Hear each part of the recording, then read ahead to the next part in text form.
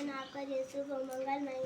आप लोगों के सामने आज का विचार प्रस्तुत करने जा रही जो है टूटे सुजन मनाए जो टूटे सो हार, रहे मन फिर पोए टूटे मुक्ता हार।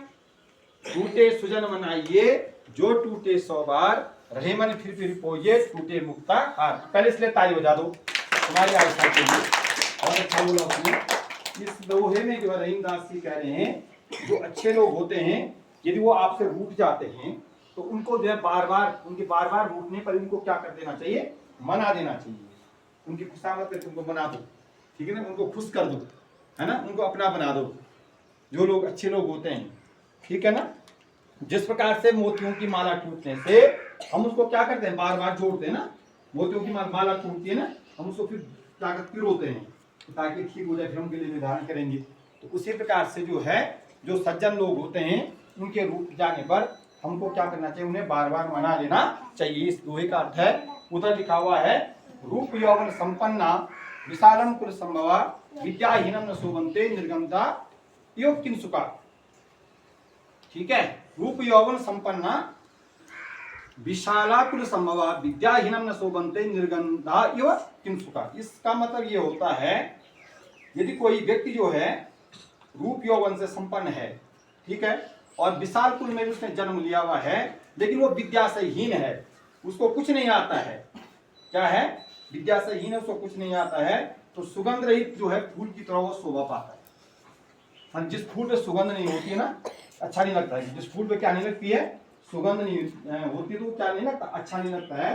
तो उसी प्रकार से जो है, यदि कोई व्यक्ति जो है रूप यौवन से संपन्न है, ठीक ठाक है, अच्छे कुल में उसने जन्म लिया है, अच्छे कुल में उसने क्या ले रखा है, जन्म ले रखा है, लेकिन वह जो है विद्या से हीन है, उसको ज्ञान नहीं है, विवेक नहीं है, उसके अंदर बुद्धि नहीं है ना, उसके अंदर क्या नहीं, समझ नहीं है, ठीक, उसके ज्ञान प्राप्त नहीं किया है, तो वो आदमी जो है बिना खुशबू वाले फूल के समान है। ऐसा फूल के समान है जिस पर जो है खुशबू ही नहीं है। ये उसका आशय है। नीचे लिखा हुआ है, भूमध्य रेखा के दक्षिण में मकर रेखा व उत्तर में कर्क रेखा स्थित है। भूमध्य रेखा की जो दक्षिण में है, दक्षिण में परसों मैंने आपको कर्क रेखा मकर रेखा के बारे में बताया था, ठीक है ना, और भूमध्य रेखा के बारे में बताया था कि भूमध्य रेखा जो है हमारी पृथ्वी के बीचों बीच होकर के गुजरती है, लेकिन ये काल्पनिक रेखा है।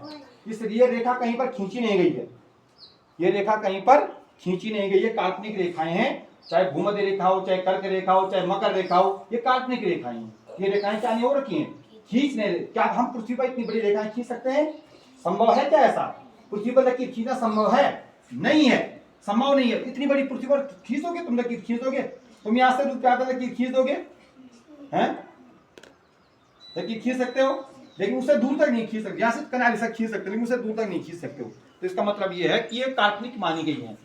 भूमध्य रेखा 0 डिग्री जो है, इसको 0 डिग्री अक्षांश रेखाएं भी कहते हैं।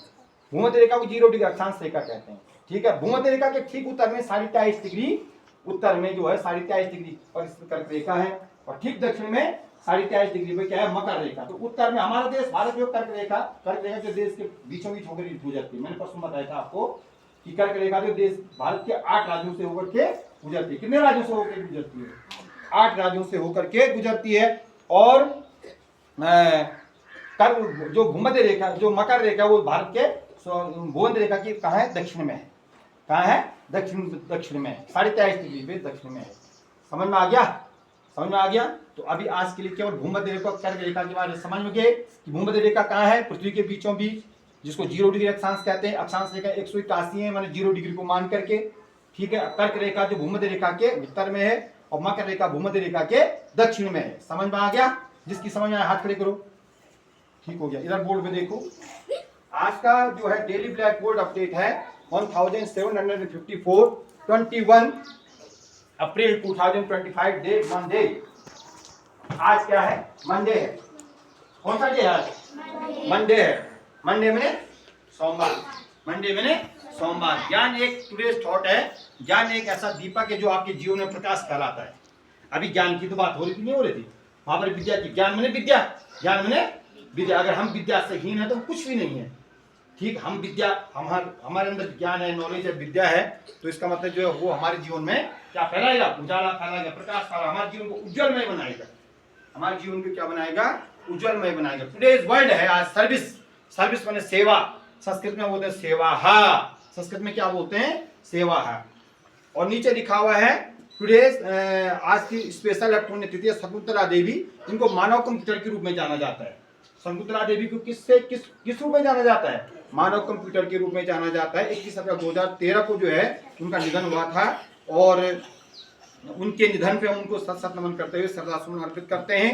और 21 अप्रैल 2013 को आज 21 अप्रैल को आज जो है सिविल सेवा दिवस भी है, सिविल सेवा दिवस, सिविल सेवा दिवस, ठीक है। कौन सा दिवस, सिविल सेवा दिवस। भारत का जो सबसे उच्च सर्वोच्च परीक्षा है, मैंने आपको परसों बताया, आईएएस में बताया था, जिसमें मैं मारती थी ना, उससे पहले बताया, जिससे डीएम बनते हैं, एचएम बनते हैं, डीएम बनते हैं, जिससे तो वो होती है सिविल सेवा, उसको क्या बोलते हैं, सिविल सेवा बोलते हैं, ठीक है ना। आज जो है सिविल सेवा दिवस भी है, तो सिविल सेवा दिवस की आपको बहुत बहुत बधाई, शुभकामनाएं। स्पष्ट दृष्टि के लिए न्यूनतम दूरी 25 सेंटीमीटर होती है।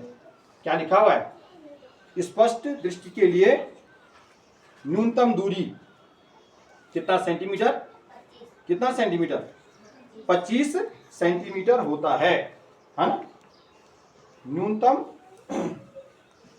आंख शरीर का एक ऐसा अंग है जिसका आकार जन्म से लेकर बुढ़ापे तक एक समान रहता है, जिसका आकार जन्म से लेकर के बुढ़ापे तक क्या रहता है, एक समान रहता है। और स्पष्ट दृष्टि के लिए न्यूनतम दूरी कितनी होती है, 25 सेंटीमीटर।